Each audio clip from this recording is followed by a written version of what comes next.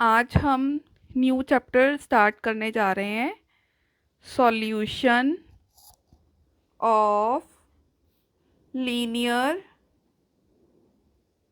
System of equations.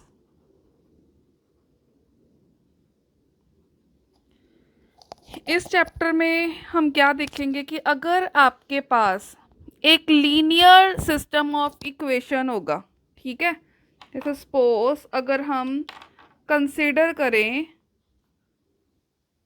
Consider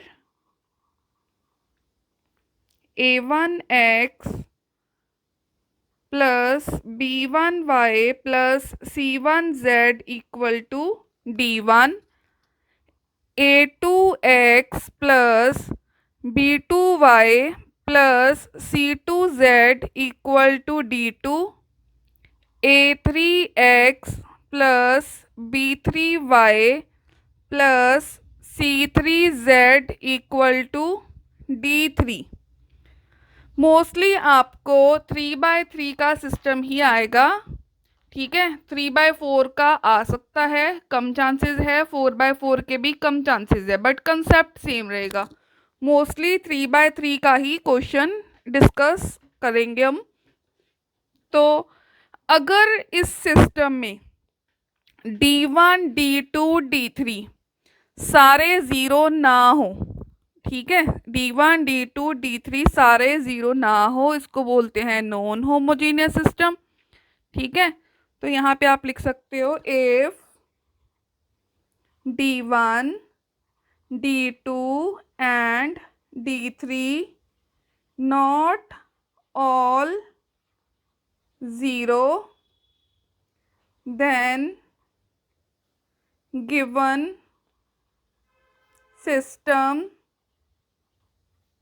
is non homogeneous, ठीक है। फिर इस सिस्टम को हम क्या बोलेंगे, non homogeneous. And if D1 equal to D2 equal to D3 equals to 0, अगर ये तीनों राइट हैंड साइड 0 आ जाए, ठीक है, देन सिस्टम इज होमोजीनियस। तो जो टॉपिक हमने यहाँ पर डिस्कस करना है वो होमोजीनियस नहीं है, वो हमारे पास नॉन होमोजीनियस है। मीन्स D1, D2, D3 ये तीनों इकट्ठे ज़ीरो नहीं होंगे।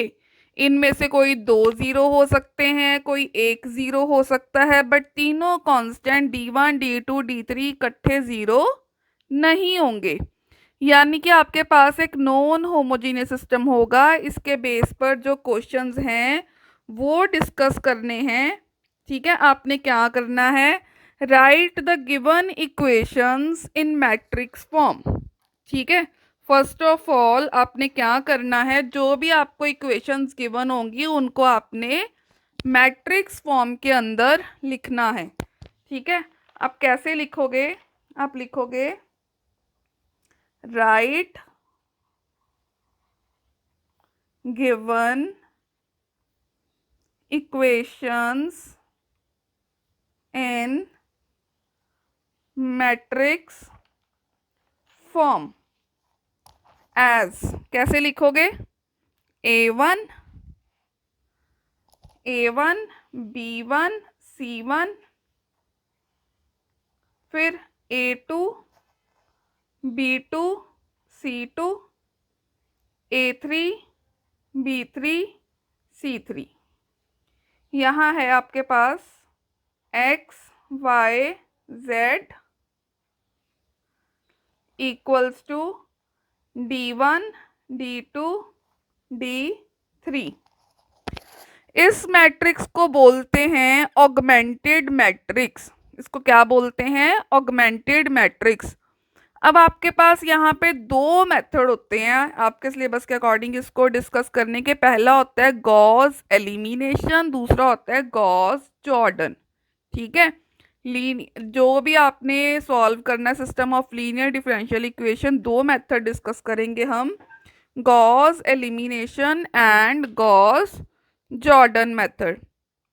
तो इन Gauss elimination method, in Gauss elimination method, इसमें आपने क्या करना होता है, रिड्यूस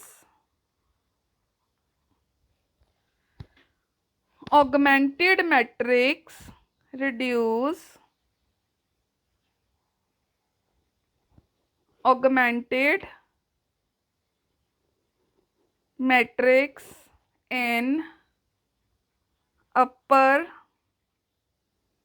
ट्रायंगुलर मैट्रिक्स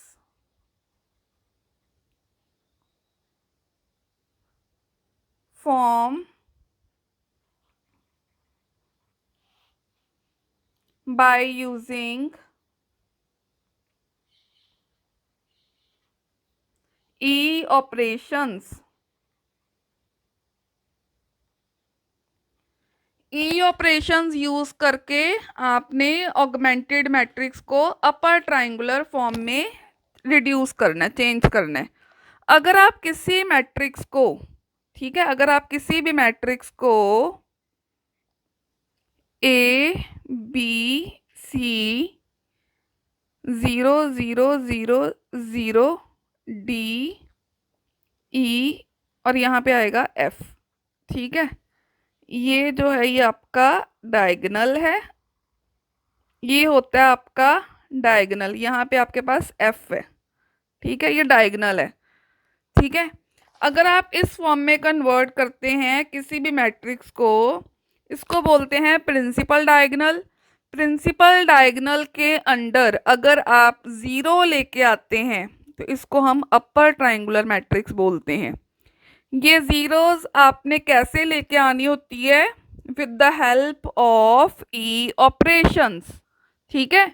ई ऑपरेशंस की हेल्प से आपने गिवन मैट्रिक्स को अपर ट्रायंगुलर फॉर्म के अंदर रिड्यूस करना होता है। आपने मैथ्स 2 में भी पढ़ा होगा ई ऑपरेशंस को। ई ऑपरेशंस क्या होते हैं कि आप रो वाइज प्लस माइनस कर सकते हैं, आप कॉलम वाइज प्लस माइनस कर सकते हैं, आप रो को इंटरचेंज कर सकते हैं, आप कॉलम को इंटरचेंज कर सकते हैं, आप किसी भी रो को कांस्टेंट के साथ मल्टीप्लाई कर सकते हैं, किसी भी कांस्टेंट के साथ डिवाइड कर सकते हैं। तो इनको हम ई ऑपरेशंस बोलते हैं, ठीक है। हमने ई ऑपरेशंस को यूज करके अपर ट्रायंगुलर फॉर्म में लेके आना है, ठीक है। चाहे आप गॉस एलिमिनेशन मेथड करोगे या आप नेक्स्ट गॉस जॉर्डन मेथड करोगे, ठीक है।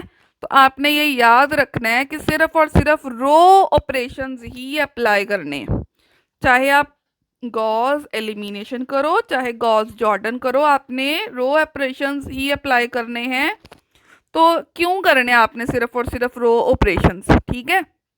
यहाँ पे आपने कॉलम ऑपरेशंस अप्लाई नहीं करने। उसका रीज़न ये है कि जो ए मैट्रिक्स है, ए में रोज भी हैं कॉलम भी है, ठीक है, ये आपकी ए मैट्रिक्स है, ठीक है। मगर जो आपकी बी मैट्रिक्स है, मगर जो आपकी बी मैट्रिक्स है उसमें सिर्फ और सिर्फ रोज हैं और एक ही कॉलम है, ठीक है। ये देखो, ये यहाँ पे क्या है, आपके पास 3 रोज हैं और एक कॉलम है, इसलिए आप इसको बाय कॉलम ऑपरेशन नहीं करेंगे, ठीक है। इसलिए हम सिर्फ और सिर्फ रो ऑपरेशन ही यूज करेंगे जब भी हम गॉस एलिमिनेशन या गॉस जॉर्डन के क्वेश्चन डिस्कस करेंगे। तो ये याद रखना है हमेशा कि आपने रो ऑपरेशंस ही यूज करने हैं, रो ऑपरेशन अप्लाई करने हैं, रो ऑपरेशन अप्लाई करके अपर ट्रायंगुलर फॉर्म बनानी होती है in Gauss elimination method and in Gauss Jordan method, ठीक है। अब हम एक एग्जाम्पल के साथ इसको अंडरस्टैंड करेंगे। एक एग्जाम्पल डिस्कस करते हैं। Example 1, solve linear system of equations 3x minus y minus z equal to 4, x plus 4y minus z equal to minus 5, x plus y minus 6z equal to minus 12. ठीक है, with the help of Gauss elimination method by Gauss elimination method. आपको exam में given होगा कि आपने Gauss elimination follow करना है, Gauss Jordan follow करना है, ये आपको गिवन होगा। अब हम इसका सॉल्यूशन करते हैं। इसका सॉल्यूशन देखो, द गिवन इक्वेशंस आर। ठीक है, इसमें हम पहले लिखेंगे कि हमें इक्वेशंस कौन कौन सी गिवन है। 3x minus y minus z equal to 4, x plus 4y minus z equal to minus 5, x plus y minus 6z equal to minus 12। तो फर्स्ट स्टेप आपने गिवन इक्वेशंस को मैट्रिक्स फॉर्म में लिखना है, यही था। ठीक है, तो अब हम लिखेंगे इन मैट्रिक्स फॉर्म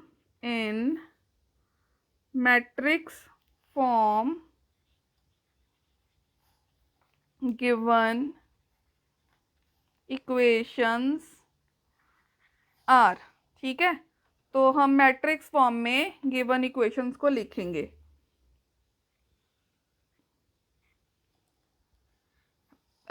इसके कोफिशिएंट्स लिख दो, 3 माइनस 1 माइनस 1।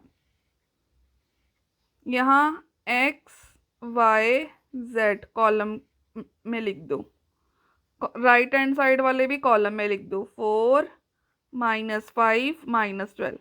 यहाँ सेकेंड रो के कोफिशिएंट्स लिख दो, 1 4 माइनस 1। थर्ड रो के 1 1 minus 6, that is ax equal to b। ठीक है, कंसीडर, ये आपका a होगा, ये आपका x होगा, ये आपका b होगा। कंसीडर ऑगमेंटेड मैट्रिक्स एज, क्या बन जाएगी, a:b। ठीक है, 3 माइनस 1 माइनस 1 और यहाँ आ गया 4, 1 4 माइनस 1 और माइनस 5, 1 1 माइनस 6 और माइनस 12। अब ऑगमेंटेड मैट्रिक्स के बाद आपने अप्लाई करने हैं ई ऑपरेशंस, और जब भी आपने ई ऑपरेशंस अप्लाई करने हैं तो एक बात का ख्याल रखना है। ठीक है, जो मैं आपको यहाँ पे बताऊंगी कि जब भी आपने क्वेश्चन डिस्कस करना होता है तो ये जो A11 एलिमेंट है, ये वाला 3 जो है, ठीक है, इसकी जगह पे या तो 1 बनाओ या फिर -1 बना लो।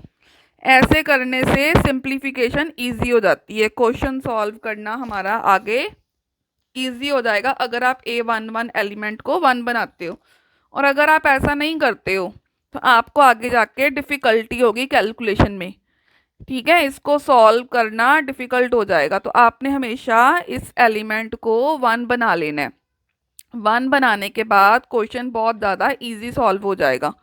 अगर आप ऐसा नहीं करते हो तो आपको आगे बहुत मुश्किल आ सकती है, आपकी टर्म फ्रैक्शन में चली जाएगी, जो प्लस माइनस करना है आपके लिए डिफ़िकल्ट होगा। यानी कि आपने गॉस एलिमिनेशन मेथड से ही यहाँ पर क्वेश्चन करना है, तो आपने अपर ट्रायंगुलर मैट्रिक्स बनानी है। तो अपर ट्रायंगुलर मैट्रिक्स आपको क्लियर होनी चाहिए, और उसके लिए आपने क्या करना है, A11 first row first column का जो एलिमेंट है, जो 3 नज़र आ रहा है यहाँ पे हमें, ठीक है, इसको 3 नहीं रखना हमने यहाँ पे, आपने यहाँ किसी तरह 1 बनाना होता है, ठीक है, यहाँ पे। तो अब 1 आप कैसे बना सकते हैं, अगर आपको 1 किसी और रो में नज़र आ रहा है तो आप रो या रो के साथ उस रो को उसके साथ इंटरचेंज कर लोगे। अगर ऐसा नहीं है तो आप प्लस माइनस करके 1 बना लें। और अगर ऐसा भी नहीं है तो जैसे यहाँ पर 3 आपको नज़र आ रहा है तो आप 3 को 3 से डिवाइड करके भी 1 बना सकते हैं, मगर डिवाइड करना वो हमने लास्ट ऑप्शन रखनी है, डिवीज़न वाली, ठीक है। क्योंकि अगर आप स्टार्टिंग में ही 3 को 3 से डिवाइड करोगे 1 बनाने के लिए, तो जो आगे की नेक्स्ट टर्म्स हैं, ठीक है, तो जो आगे नेक्स्ट टर्म है, नेक्स्ट टर्म क्या है, -1 -1, है ना, तो और 4, यही है। तो ये सारी आपकी फ्रैक्शंस में चली जाएंगी, और फ्रैक्शन में आगे जाकर प्लस माइनस करना डिफ़िकल्ट होता है, तो आपका जो सॉल्यूशन है इजी से डिफ़िकल्ट हो जाएगा।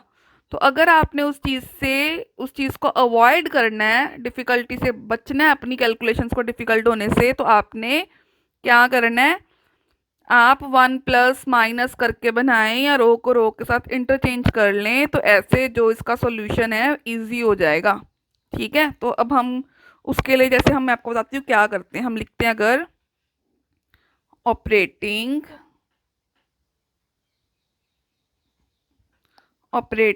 R12। अब इसका मतलब क्या है, इसका मतलब है आप R1 को रो 2 के साथ इंटरचेंज कर रहे हो, ठीक है। तो क्या बन जाएगा, ऑगमेंटेड मैट्रिक्स जो आपकी A और B थी, ये आपकी देखो, ये आपकी आ जाएगी 1 4 -1 और -5।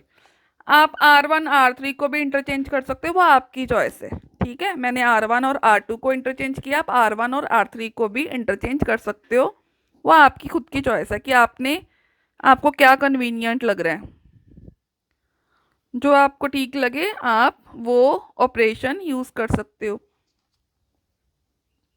आप इसको 2 से मल्टीप्लाई करके 3 में से माइनस करके तो भी 1 बना सकते हो, जो आपको इजी लगे, जिससे कैलकुलेशन इजी हो जाए। इसके बाद आपने क्या करना है, जो अपर ट्राइंगुलर की रिक्वायरमेंट है, फर्स्ट कॉलम के सेकंड और थर्ड एलिमेंट को 0 करना है विद द हेल्प ऑफ रो 1। तो इसके लिए आप क्या ऑपरेट करेंगे, ठीक है, इसके लिए हम क्या करेंगे, ऑपरेटिंग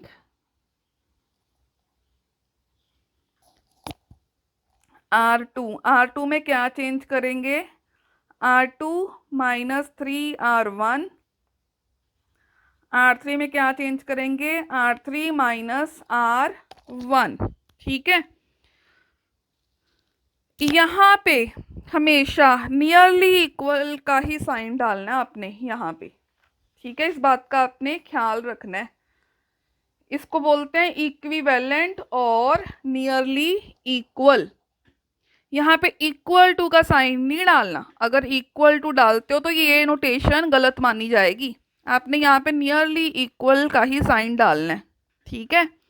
जिस रो से ऑपरेट करते हैं उस रो में कोई चेंज नहीं आना, वो एज इट इज़ रहेगी। और याद रखना, जब भी आपने ई ऑपरेशन अप्लाई करने हैं, जिस रो के साथ आपने ऑपरेट करना है उसके साथ आपने एडजस्टमेंट करनी है। जैसे यहाँ पे R2 -3R1 है, तो R2 में चेंज आना है, R1 में चेंज नहीं आएगा। यहाँ पे R1 की हेल्प से चेंज कर रहे हैं, तो R1 में चेंज नहीं आएगा, R2 में चेंज आ रहा है, R3 में चेंज आ रहा है, ठीक है। आपने उसको छेड़ना नहीं है, यानी कि जिस रो पर आप ऑपरेट कर रहे हैं, यानी कि जैसे R2 और R3 पर ऑपरेट कर रहे हैं, इसके साथ आपने कोई भी चेंज, इस छेड़खानी नहीं करनी। जो भी एडजस्टमेंट करनी है आपने उस रो के साथ करनी है जिस रो के साथ आप ऑपरेट कर रहे हो।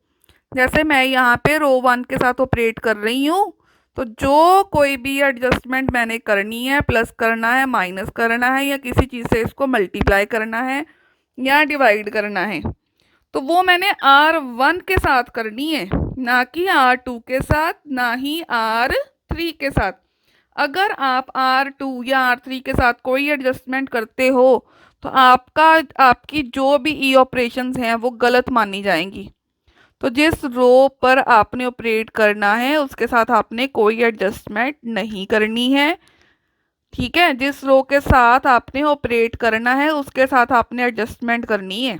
उसके साथ जो भी प्लस माइनस या कोई भी कांस्टेंट मल्टीप्लाई करना है तो उसके साथ एडजस्ट करना है, जैसे यहाँ पर मैंने किया है। ठीक है, डिस्कस जैसे हमने यहाँ पे डिस्कस किए। तो अब इसको हम सिंप्लीफाई करते हैं और हम अब देखते हैं क्या चेंज आ रहा है। A is to B augmented matrix. ठीक है, ए इज टू बी जो हमारी ऑगमेंटेड मैट्रिक्स है ये हमारी इक्विवेलेंट बन जाएगी 1 4 -1 -5। सेम रही। R2 में चेंज करना है। R2 R1 को 3 के साथ मल्टीप्लाई करो, साइन चेंज कर दो और R2 ऐड कर दो या R2 माइनस कर दो 3 टाइम्स R1। ठीक है, तो 3 - 3 0, 3R1 ये बन जाएगा -3 -12 -1 -12 -13। सिमिलरली 2 और 19। फिर ऐसे ही R3 -R1 0 -3 -5 और -7।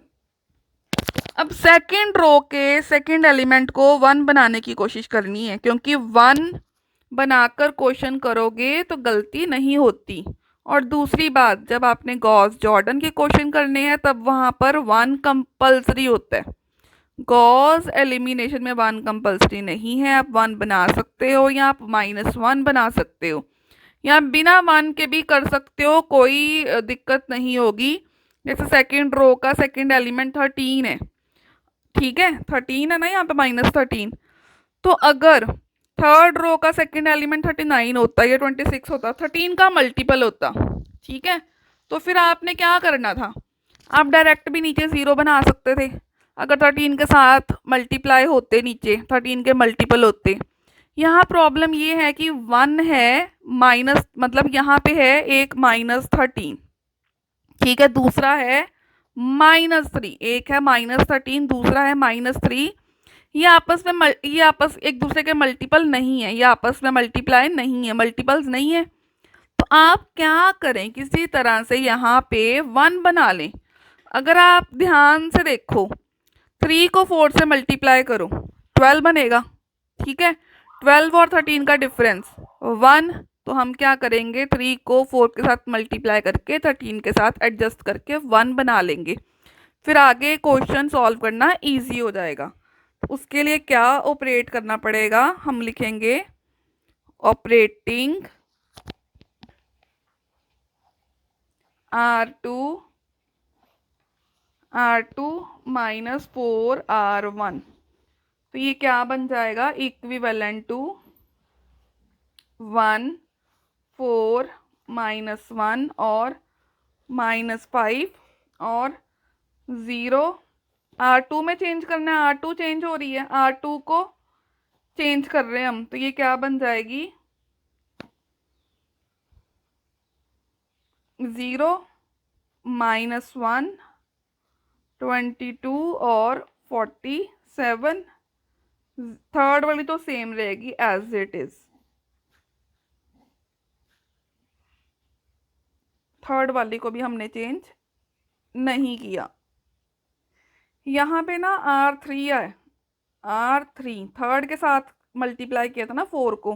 देखो 4 3 12, तो माइनस किया तो प्लस हो गया, -13 + 12 तो -1 बना। 5 4 20, माइनस का तो +20, 2 और 20 22। ठीक है, तो यहाँ पे R3 है, R1 नहीं है। अब नेक्स्ट देखो, ऑपरेटिंग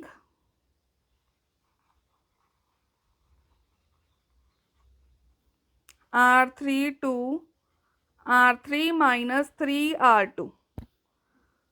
तो ये बन जाएगा A is to B augmented matrix equivalent to 1 4 -1 और -5, 0, -1, 22, 47, 0, 0, -71 और -148। अब आपके पास अपर ट्रायंगुलर मैट्रिक्स बन गए,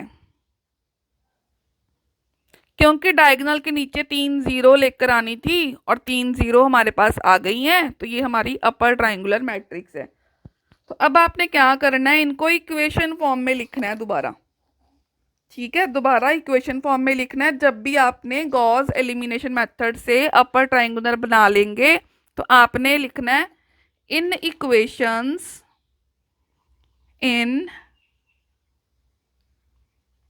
इक्वेशंस वी हैव, इनको बनाओ इक्वेशन फॉर्म में। क्या बन जाएगी, x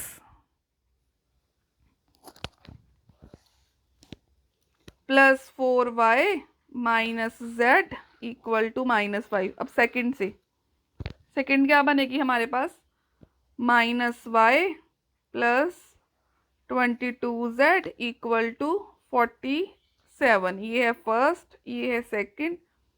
-71z इक्वल टू -148, ये है थर्ड। तो थर्ड इक्वेशन को सॉल्व करो। z की वैल्यू क्या निकलेगी, -148 -71, सॉल्व करो, माइनस माइनस कट गया, 148/71। आपके पास फ्रैक्शन बनती है तो फ्रैक्शन ही लेनी है, डेसिमल फॉर्म अवॉइड करनी है, बिकॉज कुछ 2 डेसिमल लिखते हैं, कुछ डेसिमल के बाद 3 डेसिमल तक लिखते हैं, फिर सबके आंसर डिफरेंट हो जाते हैं। ठीक है, आपकी इक्वेशंस आपके जो आंसर्स हैं वो मिसमैच हो सकते हैं, इक्वेशंस मिसमैच हो सकती हैं। तो आपने इस चीज़ को अवॉइड करने के लिए डेसिमल फॉर्म अवॉइड करनी है। ठीक है, अगर फ्रैक्शन फॉर्म आ रही है तो कोई प्रॉब्लम नहीं, इसी के साथ हम प्रोसीड करेंगे। ठीक है, अब हमने y और x निकालना है। z की ये वैल्यू सेकंड इक्वेशन में रख दो। ठीक है, put z equal to 148/71 in equation 2। We get, क्या आएगा हमारे पास, -y plus 22 into 148/71 equal to 41। इसको सिंप्लीफाई करो, y इक्वल टू 22 इंटू 148/71 -41। ठीक है, इसको और फर्दर सिंप्लीफाई कर लो, y equals to -81/71। Now put y equal to -81/71, z equal to 148/71 in equation 1। Equation 1 में पुट करके अब हम x निकालते हैं। क्या आएगा हमारे पास, x plus 4 into -81/71 -148/71 equal to -5। x equals to, solve करो इसको, क्या आ जाएगा, -5 -4 इंटू 81/71 प्लस 148/71। इसको सिंप्लीफाई करो, x इक्वल्स टू 117/71। ठीक है, तो आप x और y और z की वैल्यू फाइंड करनी थी, वो हमने सॉल्व की है। तो हो सकता है कि आपकी कहीं गड़बड़ हो गई हो प्लस माइनस की, क्या कोई इक्वेशन सही ना लिखी हो, कोई कैलकुलेशन मिस्टेक हो गई हो। ठीक है, तो लास्ट में आप आंसर को चेक कर सकते हैं कि कहीं आपकी बीच में कोई प्लस माइनस की मिस्टेक तो नहीं हुई है। तो आपने क्या करना है, ये एक्स वाई जेड की जो वैल्यूज़ हैं किसी 2 इक्वेशंस में पुट करके चेक कर लेनी है। अगर तो वो सेटिस्फाई कर रही हैं तो आपका सॉल्यूशन ठीक है, अगर वो सेटिस्फाई नहीं कर रही हैं तो मे बी आपकी कहीं मिस्टेक हो गई है। तो आप, अगर कई बार आपको कहा भी गया हो तो आप कैसे कर सकते हो, आप लिख सकते हो चेकिंग ऑफ सॉल्यूशन।